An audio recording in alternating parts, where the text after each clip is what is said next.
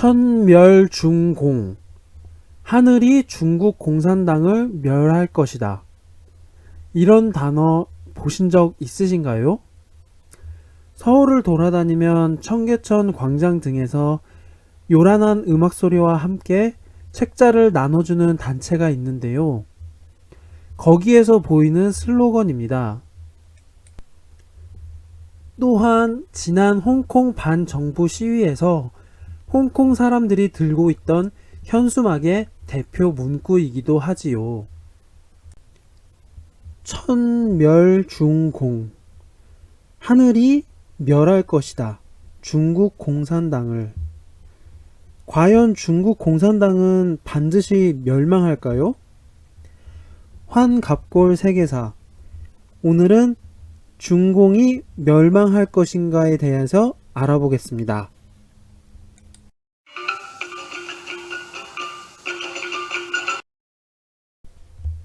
중국 공산당이 멸망한다는 것은 다시 말해 중국에서 공산주의가 무너진다는 의미이겠죠. 공산주의란 무엇일까요? 공산주의는 아주 쉽게 말하면 자본주의의 반항으로 나온 이념입니다.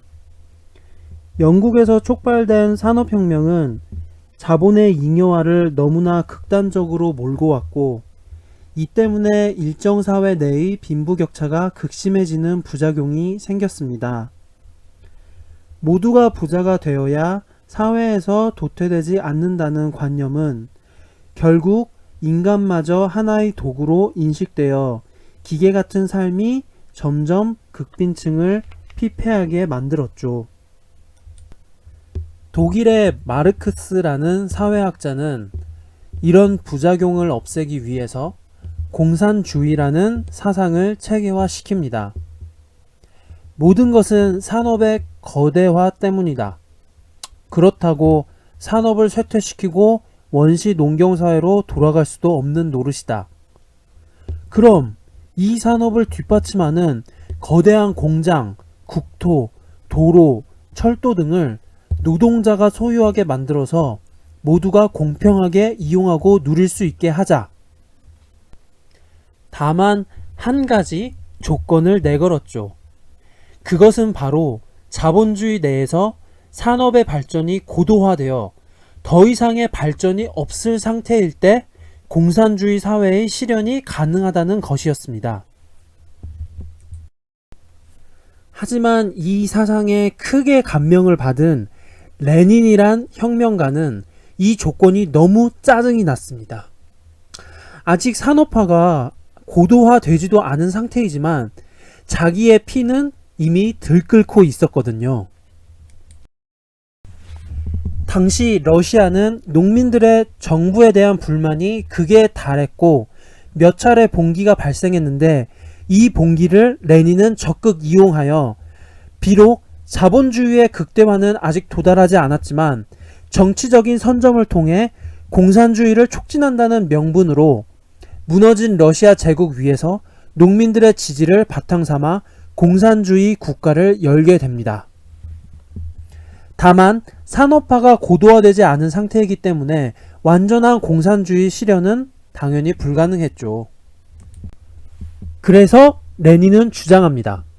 완전한 공산주의 이상향을 위해서 노동자를 위한 공산당을 제외한 모든 권력 집단은 없어져야 한다. 그리고 공산당만이 권력을 독점하고 목표를 향해 추진하는 것이 공산주의 사회 실현을 위한 가장 효율적인 방법이다. 그리고 오늘날 우리에게 익숙한 공산주의 국가의 공장, 농장 국유화, 집단노동, 식량 분배 등의 체계가 공산당의 지도 아래에서 이때에 발생하게 된 것이죠. 그리고 이 결과는 모두에게 익숙하시죠? 이런 집단적인 노동과 배분 시스템은 내가 안 해도 너가 하겠지 라는 나태주의를 낳게 되고 비생산적인 경제 상황을 초래하게 됩니다. 인간은 기본적으로 이기적인 동물이거든요. 대표적인 예로 소련이 공유제를 도입하자 각 농민들이 기르던 소도 한 곳에서 기르기로 결정합니다. 그래서 소를 가져가기 시작하자 공산주의의 아름다운 이념을 알 길이 없었던 농민들은 그들 입장에서는 소를 뺏기느니 차라리 그냥 소를 삶아 먹어버리죠. 이런 식으로 조금씩 이기주의에 위배되는 모두를 위한 집단 경제는 점점 그 추진력을 잃기 시작합니다. 또한 2차 대전 이후 세계적으로 경제가 발전하게 되자 사람들은 점차 먹고 사는 문제가 해결이 되었고, 이에 고급 상품에 대한 소비 욕구가 증가했지만 공산주의는 여기에 부응할 수가 없었습니다. 비누가 없던 시절에는 깨끗하게 씻을 수 있는 비누 자체가 고마웠지만, 그런 비누를 국가에서 나누어 주고 충분해지자 어떤 사람들은 건조한 피부에 맞는 더욱 유분기가 있는 비누를 찾게 되었죠.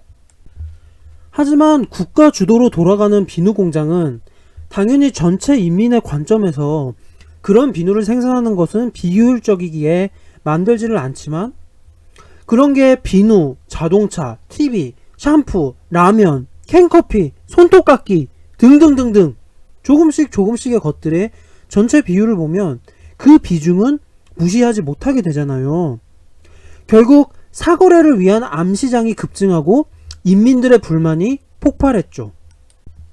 그래서 그 결과는 소련은 붕괴하고 러시아 및 동유럽, 중앙아시아 국가들로 갈리게 되죠. 역사적 선례는 이렇습니다.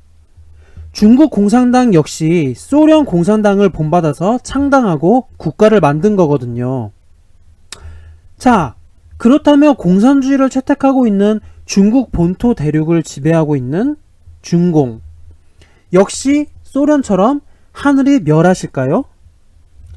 다음 이야기에서 본격적으로 그 결과에 대해서 다루어 보도록 하겠습니다.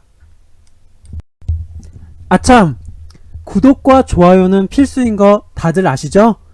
그럼 다음 시간에 뵙겠습니다.